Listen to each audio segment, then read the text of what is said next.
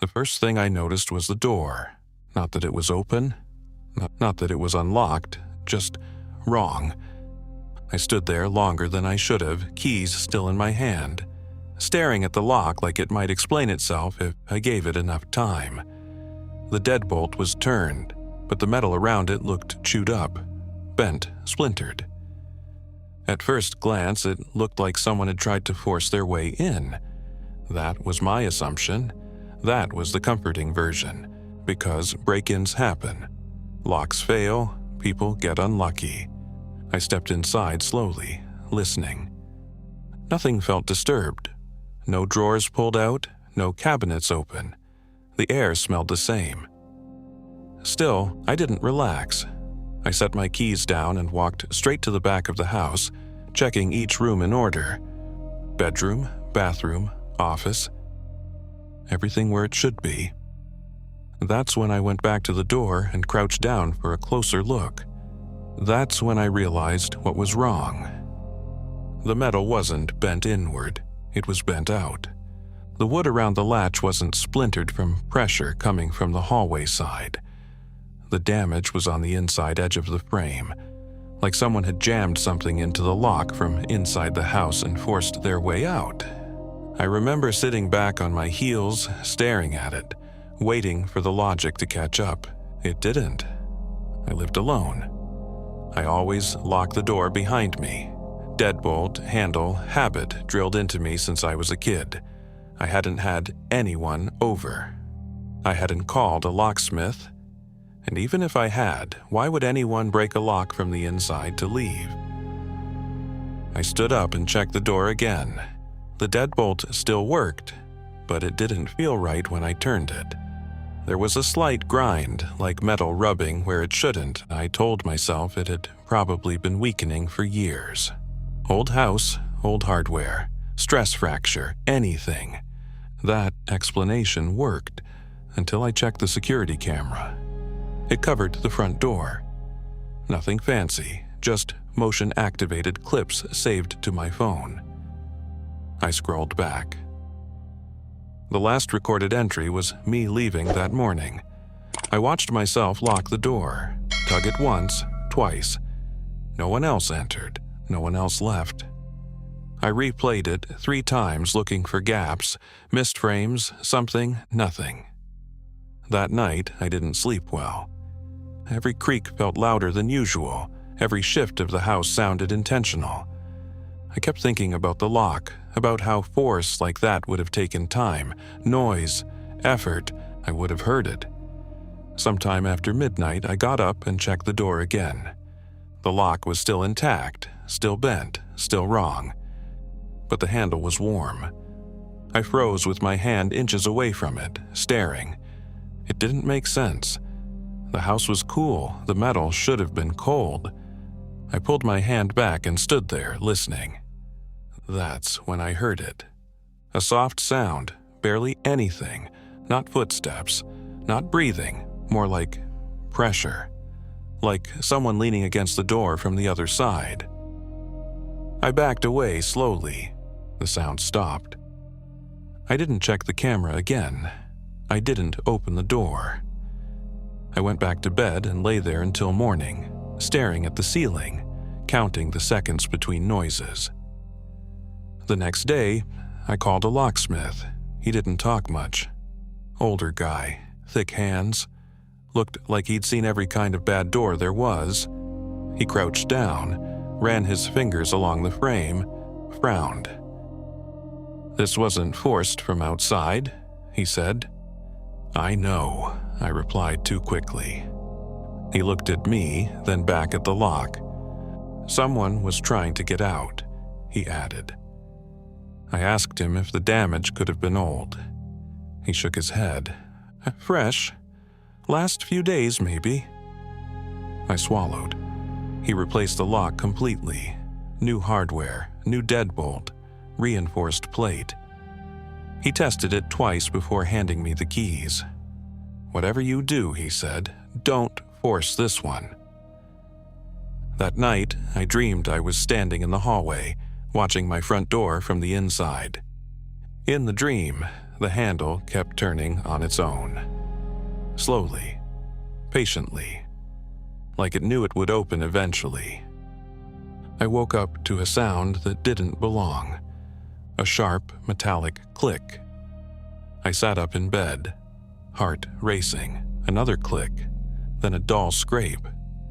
I grabbed my phone and turned the flashlight on, flooding the hallway with light.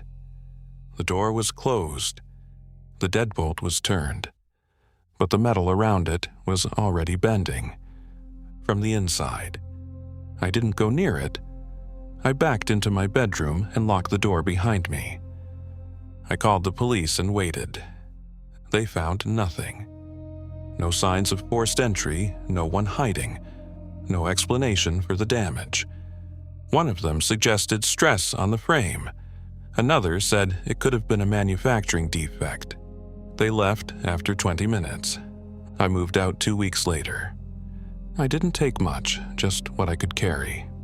Before I left for the last time, I stood in the hallway and looked at the door.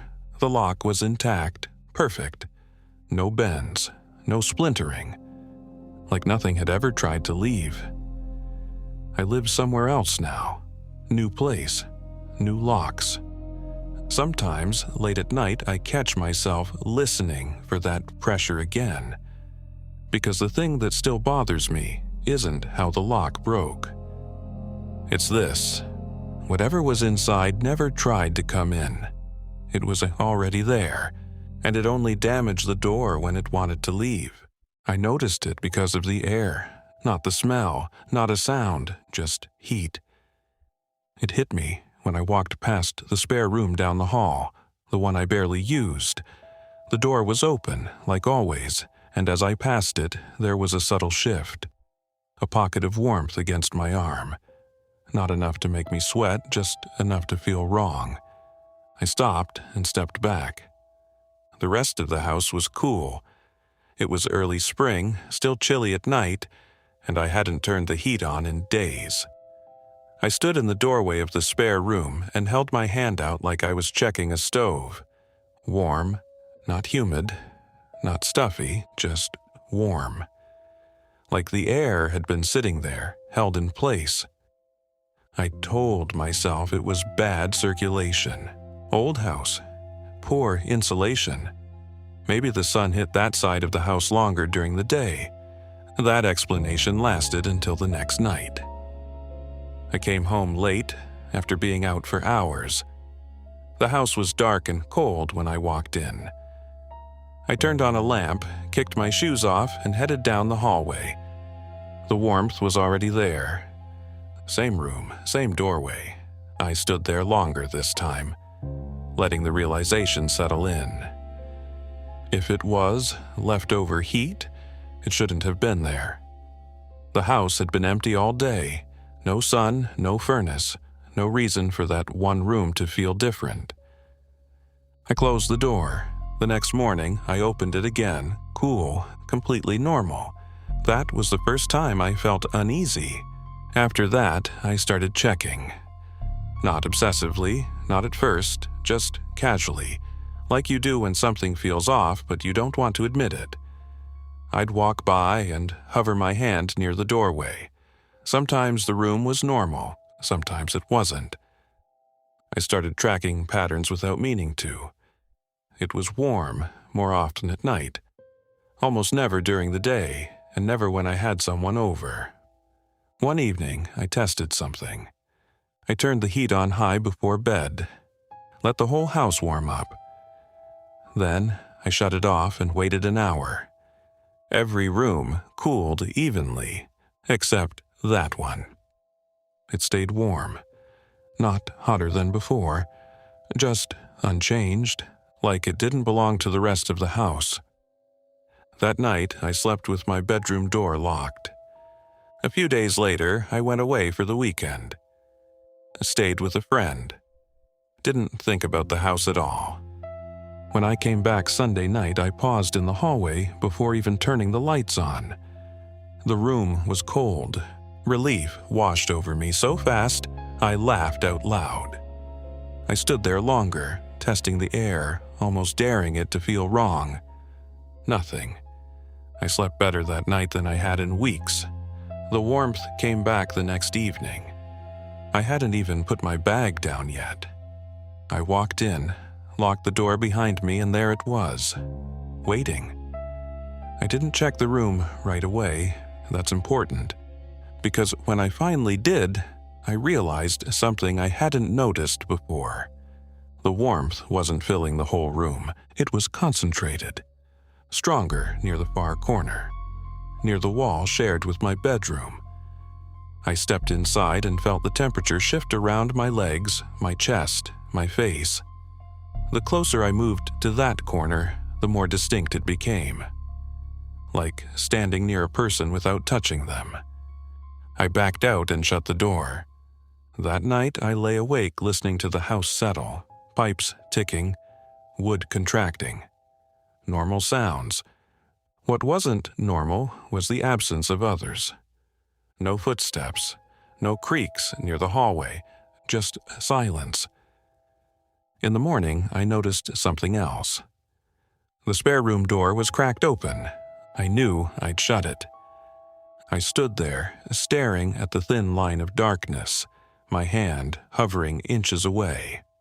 When I opened it fully, the room was cool again. The warmth only came back when I stopped checking. I learned that slowly. Every time I made a point to open the door, to step inside, to acknowledge the room, it behaved.